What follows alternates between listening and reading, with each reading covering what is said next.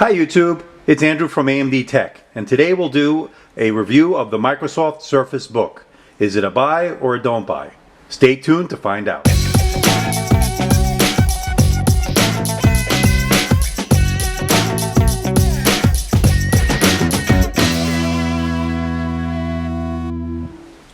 Here's what I like about the Microsoft Surface Book. It's got a 3000 by 2000 resolution 3:2 aspect ratio, gorgeous, beautiful display.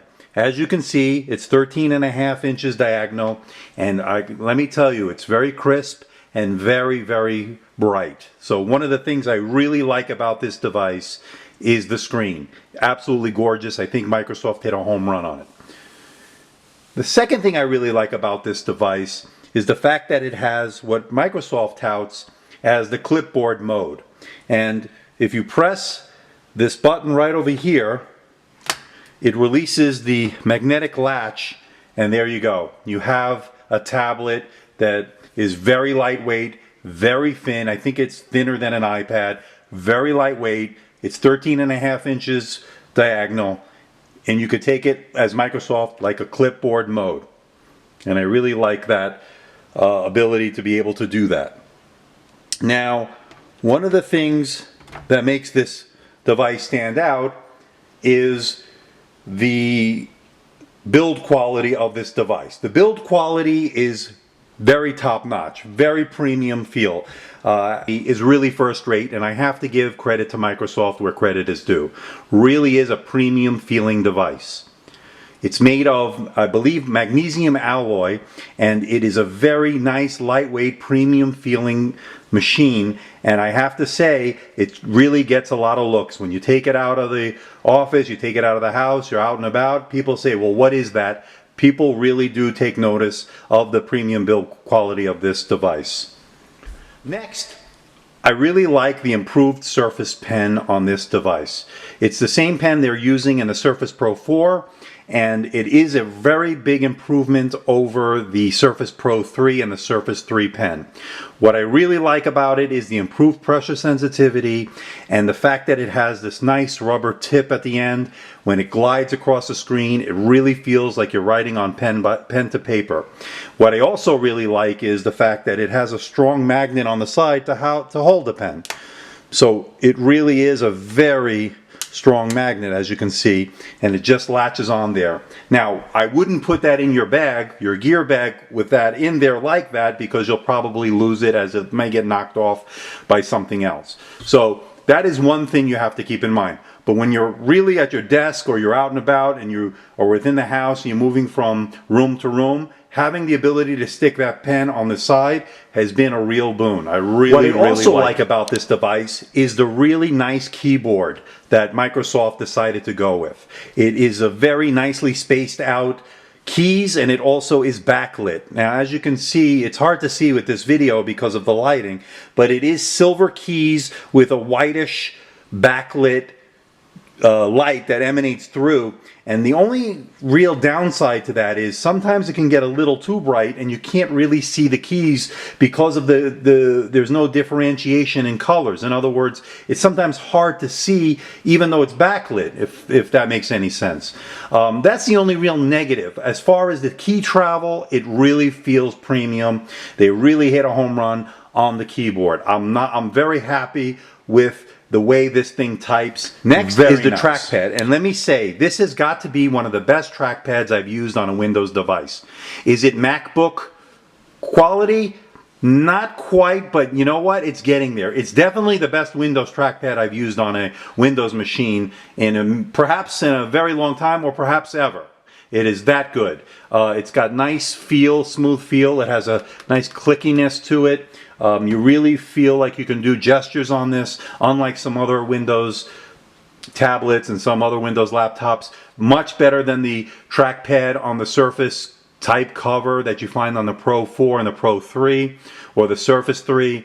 This is a nice size Microsoft, again, hit another home run when it comes to the trackpad. Nice job, Microsoft. Is it MacBook quality? Not quite, because that's the best in my opinion, but it comes really close. And especially for a Windows device, it really does the job. The thing that I really like about this device is the battery life. I have to say that combined with the top part, the clipboard part, and the base, you can get about anywhere from, I would say in real life usage, real world scenario, 9 to 10 hours, maybe even 11 depending on power management and depending on what you're doing.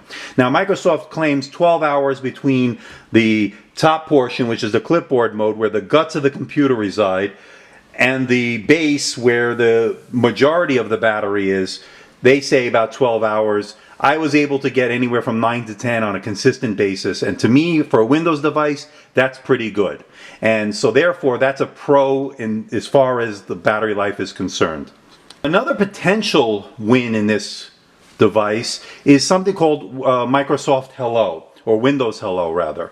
And what Microsoft did was use this camera, a special type of camera, that will enable you to log in via face recognition.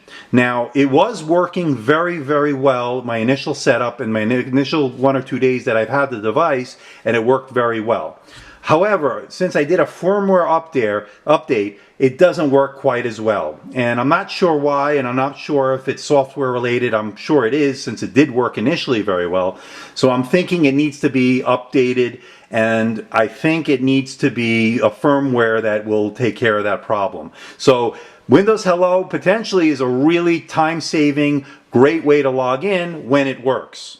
But unfortunately, as I experienced, it's not working right now, so I disabled it. And the other thing about that is a lot of people have been reporting that the Windows Hello has been a source of a battery drain and has been really hitting the battery hard.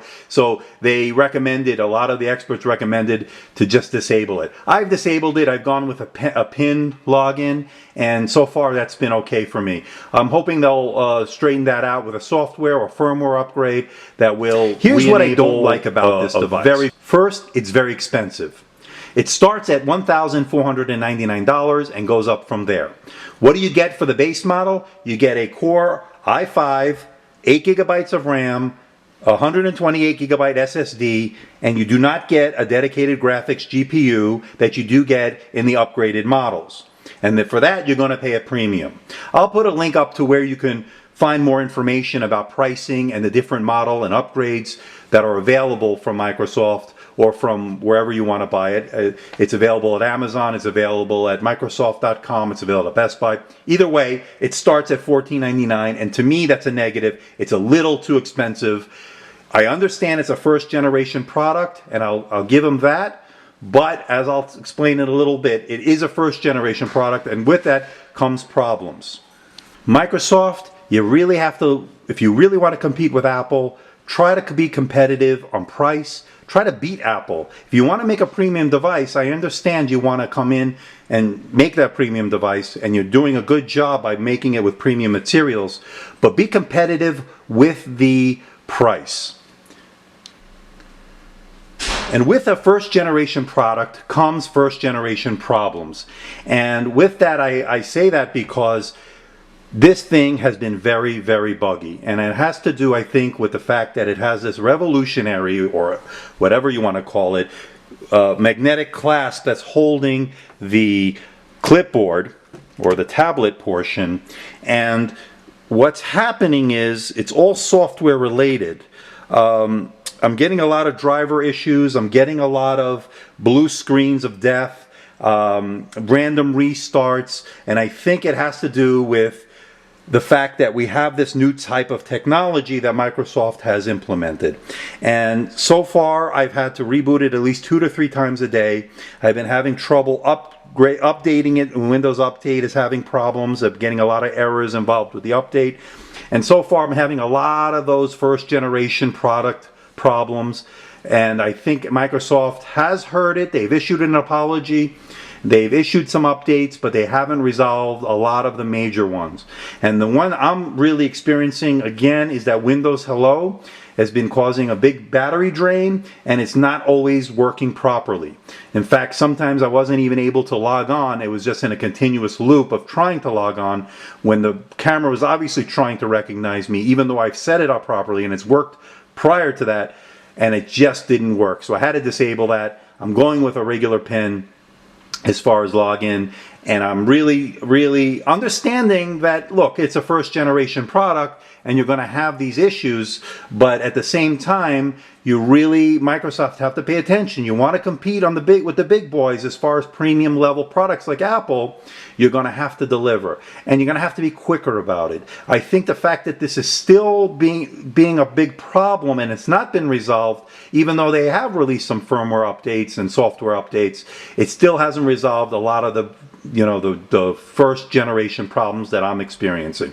So the major ones that I've seen is screen flickering, the fact that sometimes the software eject button as far as the clipboard doesn't always work, a lot of random restarts, again, a lot of first generation problems. Microsoft, you need to get on the ball. Another negative of this device, although many may not see it that way, is the fact that this screen houses all the guts of the computer, and therefore it has to be a little bit top heavy. And the fact that it can come out to support this revolutionary hinge that Microsoft touts, and here's that hinge, as you can see, it has to be able to support the top portion. So they made this somewhat controversial hinge, and that hinge, although works theoretically pretty well, aesthetically it may not please everyone. It had to be that way in order for it to get some sort of balance. However, what I noticed is there's a wobble here, and when you're typing, you sort of see it sometimes. And one of the things that they try to tout is that this product is going to be used on the lap. They wanted to replace your laptop. It gives you the clipboard mode or the tablet mode, whatever you want to call it. But the fact of the matter is, when you have it in your lap, it still wobbles. So to me, that is potentially a negative as far as design is concerned. Now, I understand why they did that, but at the same time, I want to say it does have some wobble. You don't get that on, say, a MacBook, or it's much more balanced. But then again, in a MacBook, you don't have all the internals such as the processor, and there's a battery in there as well. You don't have that in this, and therefore you don't have that problem. Here you do. It does wobble. To me, is it a big issue? Not a big issue, but it is noticeable, and it's something to keep in mind. Now, speaking of the hinge, this is the hinge that Microsoft has been touting since its release. And one of the controversial aspects that have been circulating throughout the internet and so forth, and the reviews, is that people see that there's a gap in between the lid or the base and the top portion, which is the tablet portion or the screen portion right there. And as you can see, it's noticeable. Now, functionality wise, I don't see it as being a big problem, but as far as aesthetically looking, is it something that I think Microsoft could have done differently? Probably, but again, I'm not the engineer. I'm not the one who designed this product. And the fact of the matter is, I don't personally really notice it that much, but it is something that people have brought up, so I'd be remiss if I didn't mention it. So overall, what do I think of the Microsoft Surface Book? Is it a buy or a don't buy?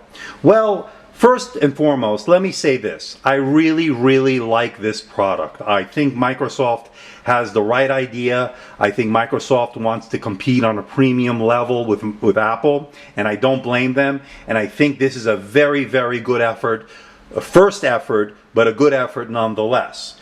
Are there problems? Yes. There's some first generational issues, such as the screen flickering problem, the Windows Hello problem, the random video crashing, driver crashes.